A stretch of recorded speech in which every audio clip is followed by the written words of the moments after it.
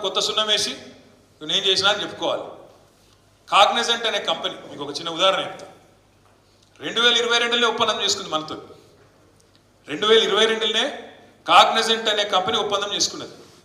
15,000-16,000 ఉద్యోగాలు మీ దగ్గర పెడతామని ఒప్పందం కూడా అయిపోయింది. మొత్తం కోకాపేటలో బిల్డింగ్ తీసుకున్నారు, మొత్తం సదావి చేసుకున్నారు. రేవంత్ రెడ్డి ఏం చేయాలి మరి? ఇక అమెరికాకు పోయి 10-12 రోజులు ఊరేగినాక ఉత్తా చేతులతో వస్తే బాగుండదు కదా. 16,000 ఉద్యోగాలు తెచ్చిన.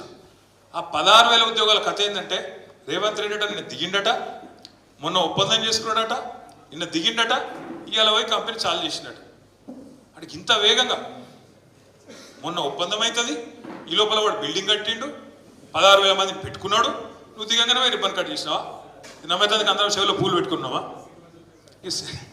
నేనేమంటున్నా అంటే, ఇటువంటి కథలు చెప్పుకుంటా పోతే ఇంకో 100 ఉన్నాయి. ఇట్లా మాయ మాటల మీద, స్టంట్ల మీద, పిఆర్ స్టంట్ల